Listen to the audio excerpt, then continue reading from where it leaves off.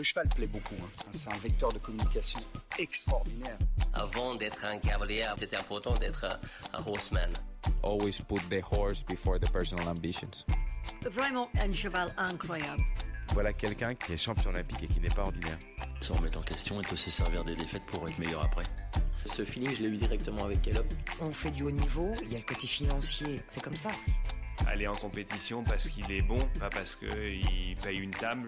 Moi, je veux pas courir mes chevaux pour l'argent. If you can do it in a way that doesn't take too much out of your horses. Quand on voit l'évolution en 10 ans de temps, qu'est-ce que ça va être dans 10 ans ? Pouvoir motiver les jeunes à aller au bout de leurs rêves. Forme de très très bons compétiteurs. Je ne vais pas dire que ça forme des hommes de chevaux. Pour moi, les bons moments, ils sont à venir. Aujourd'hui, réussir sa vie, c'est avoir la vie que l'on souhaite. En janvier, nous sommes retournés à Wellington pour une petite semaine et avons eu l'occasion de rencontrer Henrik von Eckermann pour la 3e fois. Nous voulions rattraper le temps perdu et poser à Henrik de nombreuses questions sur sa dernière saison, à la fois aussi incroyable qu'avec un goût certainement un peu amer. Battre le record du monde et occuper la place de numéro 1 mondial pendant 31 mois consécutifs, c'est tout simplement sensationnel.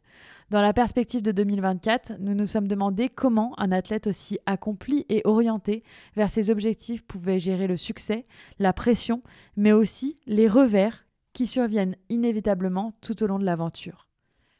La route d'un athlète est, et nous le savions déjà, faite de hauts et de bas. Et nous avons demandé à Henrik de commenter ce parcours. Cette conversation n'aurait pas été possible sans le soutien de Dada Sport. En tant que cavalier, Henrik incarne les valeurs de la marque, dévouement, passion et un lien indéfectible avec le cheval. Mais Dada, c'est plus que des vêtements. C'est une communauté, c'est un état d'esprit, un engagement envers le sport et les valeurs qui nous unissent. Alors merci à Dada Sport et à toute cette équipe d'avoir rendu ce moment possible, de nous avoir permis de plonger plus intensément dans ce que cela signifie vraiment d'être un cavalier et un athlète de haut niveau.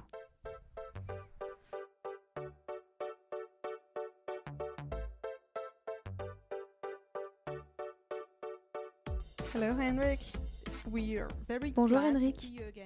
Nous sommes très heureuses de vous revoir ici à Wellington. C'est la première fois que nous nous rencontrons ici aux États-Unis, en Floride.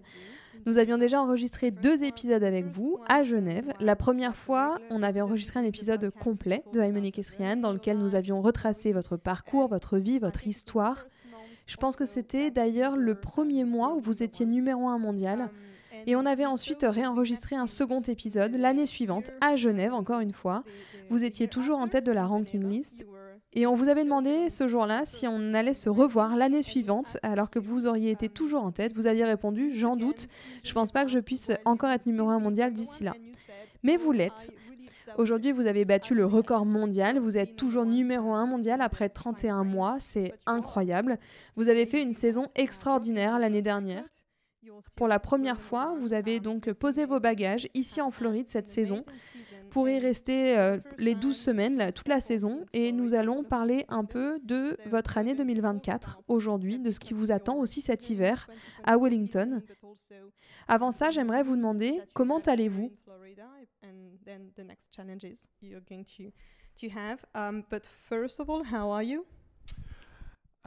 Je vais très bien. Je vous remercie. C'est un plaisir de vous recevoir en Floride. Comment se déroule votre saison jusqu'à présent ici à Wellington ? On a bien commencé. Le premier concours de la saison était à Bâle, dans la ville natale de mon propriétaire, George Kenny.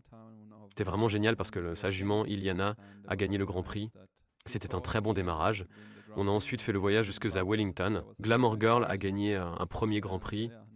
C'est la jument qui appartient à Robin Parsky, qui est ma propriétaire et qui me permet aussi d'être ici à Wellington. Alors on peut dire que c'était un très bon début de saison.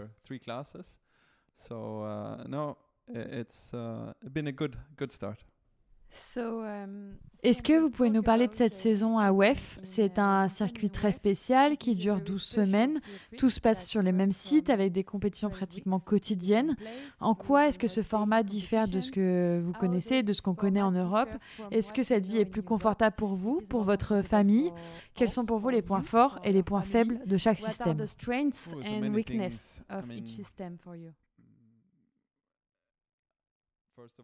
Il y a beaucoup de choses.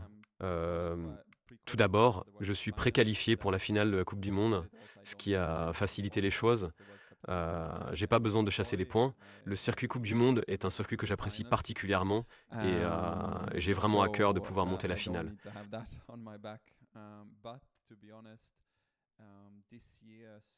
Donc c'est déjà une chose de moins sur mes épaules.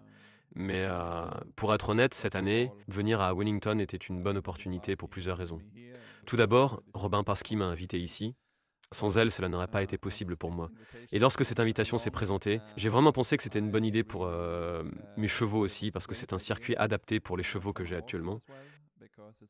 King Edward prend de l'âge et que j'ai quelques autres chevaux d'âge, mais j'ai aussi quelques chevaux plus jeunes que je dois continuer de former, qui ont besoin de faire leurs armes et qui ne sont pas vraiment prêts à être compétitifs dans le circuit de la saison de la Coupe du Monde en Europe. Not really ready to be really competitive in the circuit of the World Cup season at home. J'ai pensé que ce serait une bonne chose d'être ici, car les pistes sont très grandes et c'est un peu plus facile pour un jeune cheval. L'atmosphère n'est pas aussi chargée que pendant une étape Coupe du Monde. Je crois qu'ils vont pouvoir évoluer ici de façon un peu plus calme.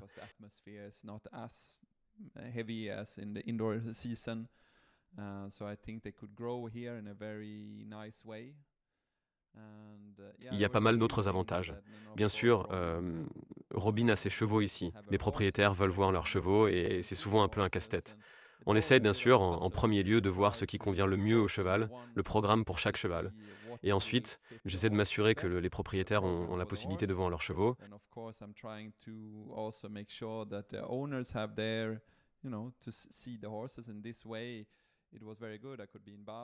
Je suis allé à Bâle et Jean a pu venir voir ses chevaux. Ensuite, je suis venu ici avec Robin. Et en même temps, j'ai aussi réfléchi aux autres chevaux que j'avais comme Glamour Girl, par exemple. Elle a pris un peu d'âge et je connais exactement son comportement en piste, ce qu'elle aime. Elle aime les grandes pistes où elle peut galoper. C'est aussi un élément dont j'ai tenu compte.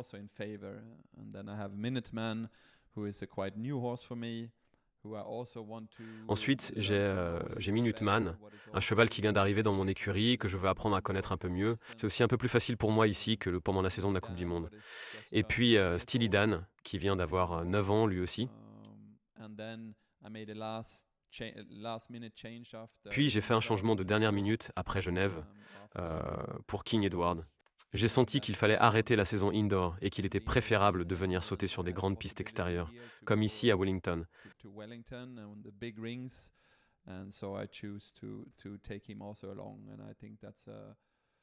Alors, j'ai choisi de l'emmener avec moi. Je pense que c'est un bon choix, même si, bien sûr, j'aurais aimé essayer de gagner une 3e finale de Coupe du Monde avec lui. Mais parfois, on sent les choses. J'ai toujours suivi mon instinct, les sensations des chevaux et le plan qu'il fallait suivre.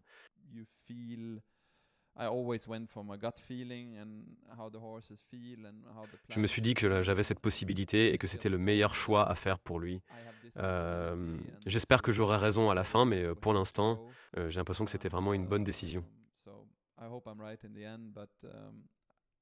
As it is for the moment, I feel that this was really a right decision. From what we can see when wandering around. D'après ce qu'on peut voir en se promenant sur les terrains de compétition ici, le rythme est beaucoup plus lent qu'en Europe. Il faut plus de temps pour monter les parcours, l'enchaînement des chevaux en piste est aussi plus lent.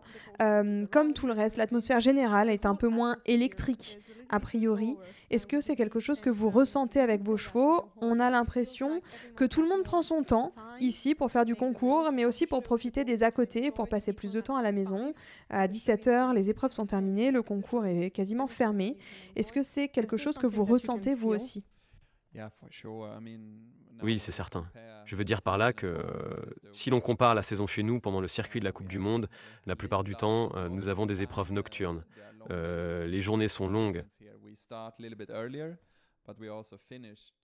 C'est la différence ici.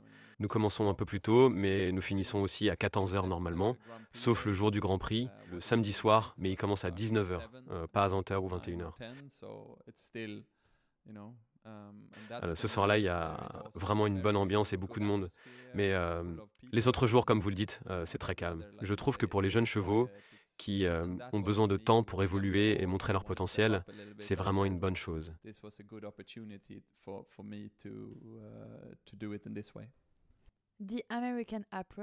L'approche américaine semble très axée sur le commerce et aussi sur le système de mécénat, alors qu'en Europe, l'accent est davantage mis sur le sport.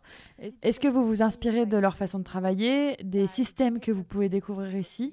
Les cavaliers américains ont des clients à entraîner et leur consacrent beaucoup de temps. Est-ce que c'est quelque chose que vous envisagez de développer? Et essayez-vous de vous inspirer pour adapter votre système en Europe?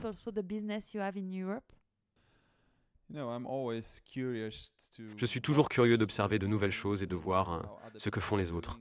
J'essaie d'apprendre chaque jour quelque chose de nouveau et de trouver la meilleure façon de faire les choses. Il y a certaines choses ici que j'aime vraiment, ce que je vois et ce qui est différent. Comme vous le dites, l'approche est différente de celle de l'Europe, je pense. Mais j'ai la chance d'avoir les deux aspects.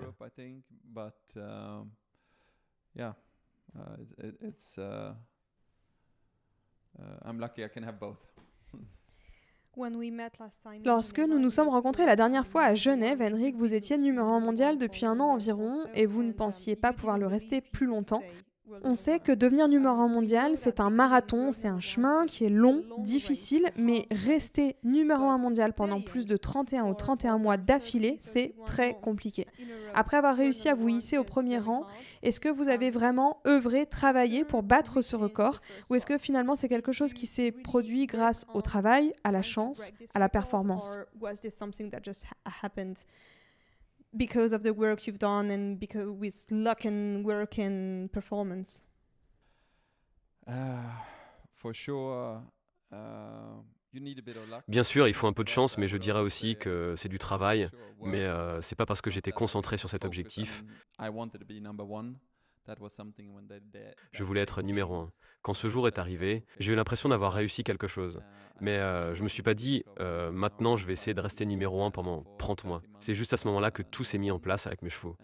Mon piquet de chevaux est arrivé à maturité et à un moment de leur carrière où ils étaient tous prêts à performer, à aller au concours et à essayer de gagner.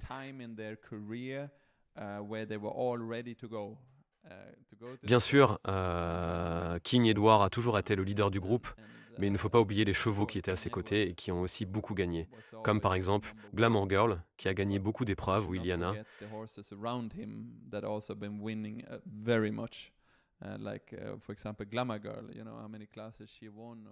Il y a tellement de paramètres qui rentrent en jeu.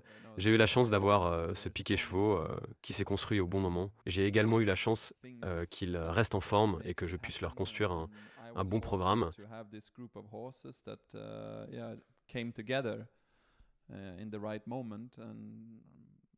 C'est aussi un énorme avantage que j'ai eu. Le fait d'être numéro 1 mondial m'a permis de faire les concours que je voulais. J'ai essayé de choisir ce qui était le plus adapté pour mes chevaux et jusqu'à aujourd'hui. J'ai trouvé un bon équilibre pour suivre un programme qui leur convenait.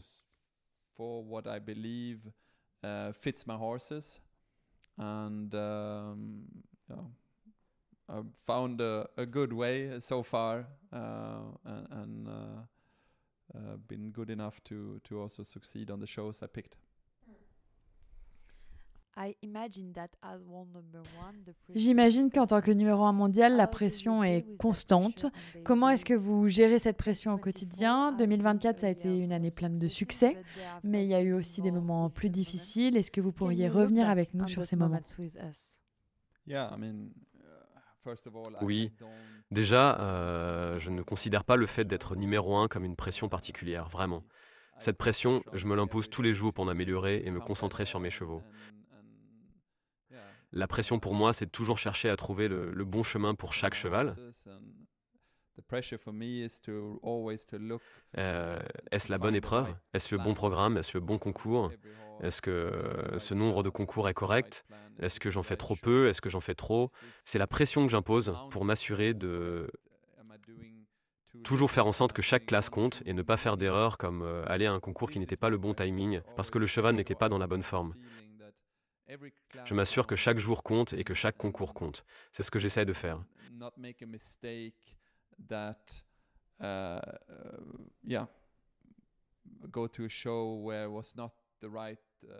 Et maintenant, même si cela dure depuis 30 ou 31 mois, ça finira par s'arrêter.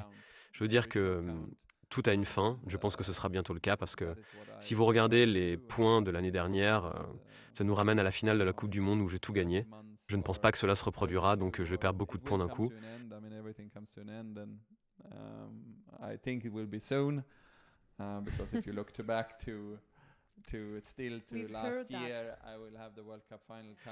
Mais j'essaie de profiter de la période et de mes chevaux.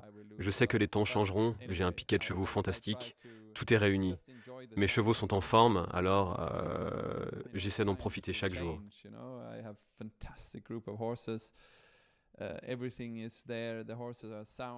Ce qui vient, vient. Si on regarde en arrière, bien sûr, il y a eu Paris, les Jeux Olympiques qui ont été le coup de massue de la saison. Mais je dois dire que même si cette compétition ne s'est pas bien passée, que j'ai eu un passage compliqué, j'ai su le surmonter et j'ai mis en pratique ce que j'avais appris.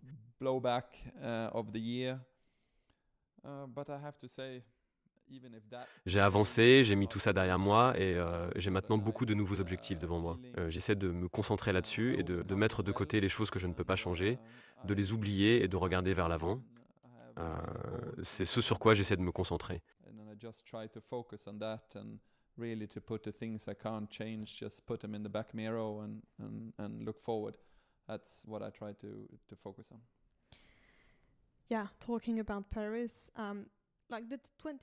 J'aimerais qu'on parle de Paris. La saison 2024 a dépassé toutes vos attentes. Vous êtes resté en tête de la ranking list. Vous avez fait une saison incroyable et pourtant, Paris a été le revers auquel vous ne vous attendiez pas.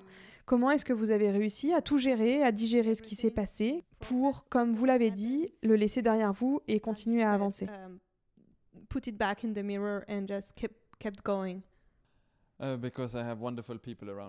réussi à le faire car j'ai des gens merveilleux autour de moi. J'ai une équipe formidable, des propriétaires formidables, surtout ma femme, mon fils, même si nous ne parlons pas encore assez de tout ça. Mais le soutien qu'ils me donnent est toujours sans faille. Gagner, c'est facile. Tout le monde est heureux et tout se passe bien.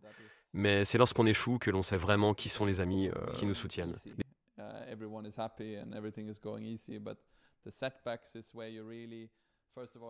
Les proches que j'ai autour de moi m'ont vraiment montré qu'ils étaient là pour moi, même dans les moments difficiles. Comme je viens de le dire, c'est le cas de mes propriétaires, même dans les échecs, ils sont restés positifs et m'ont dit tu sais quoi, c'est ce qui arrive, c'est le sport, nous croyons en toi et nous rebondirons.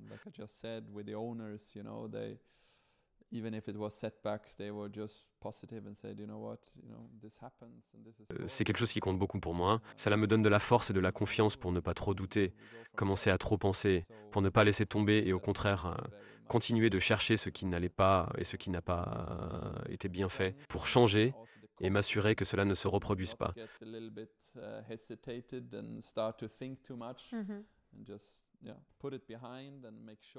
Une fois que c'est fait, le livre est fermé et il faut continuer.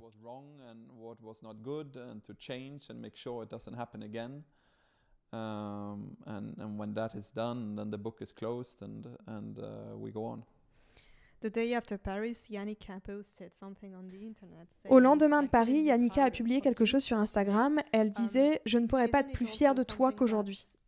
Est-ce que c'est pas ça aussi qui fait les plus grands athlètes de tous les temps? Cette capacité de résilience, cette capacité à surmonter les échecs, à ne pas abandonner, même aux Jeux Olympiques, même avec le pire scénario auquel on aurait pu s'attendre, être capable de rebondir et de continuer à aller de l'avant.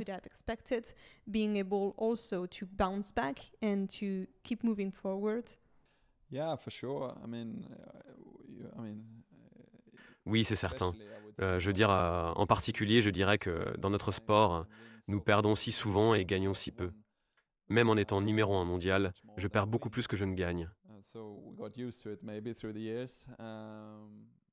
Nous nous y sommes peut-être habitués au fil des ans. Mais oui, c'est important de pouvoir tourner la page et de regarder vers l'avenir.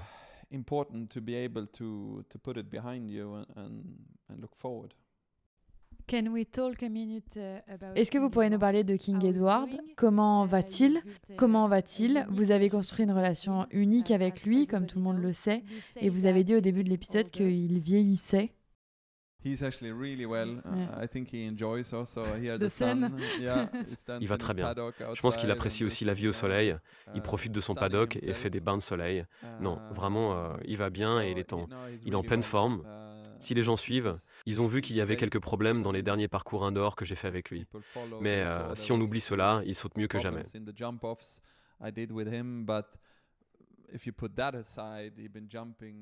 À Genève, lors du Grand Prix, je pense qu'il a déroulé l'un des meilleurs parcours que j'ai jamais fait avec lui. Il a sauté formidable du premier au dernier obstacle. Alors, bien sûr, quand on fait une contre-performance, on a tendance à l'oublier, mais il ne faut pas.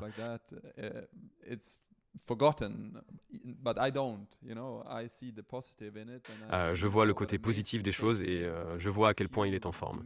Il y a quelques problèmes que je dois résoudre et sur lesquels je dois travailler, mais il est en pleine forme. C'est aussi une chose à laquelle je dois croire.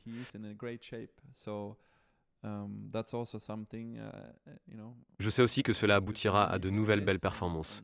Il ne me reste plus qu'à regarder vers l'avant et à voir ce qui se passera ensuite. Just look forward and see what's next. So where do you see yourself in now? Où est-ce que vous vous voyez dans 5 ans, dans 3 ans? Est-ce que vous êtes toujours aussi impatient de participer aux Jeux Olympiques de Los Angeles? Est-ce que vous avez des chevaux qui pourraient être prêts à temps pour les prochains Jeux Olympiques? That might be ready in time for the next Olympic? Il est certain que j'aimerais aller à Los Angeles. Il n'y a aucun doute là-dessus. Concernant les chevaux, ce n'est assurément pas King Edward qui ira, mais j'ai quelques chevaux intéressants et il faut voir comment ils évoluent.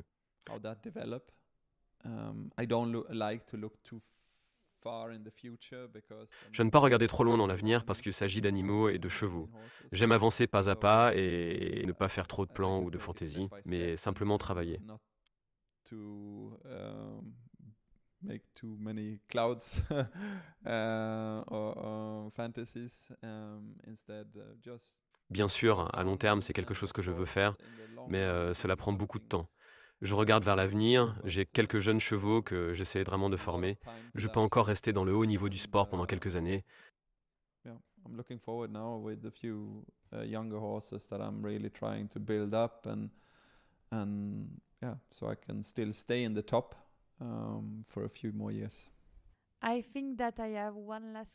Je pense qu'il me reste une dernière question, Henrik. Nous avons fait le point sur l'année écoulée, sur les Jeux Olympiques de Paris.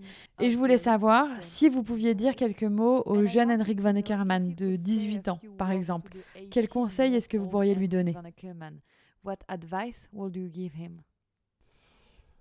Yeah, don't give up when it's hard. N'abandonne pas quand c'est difficile.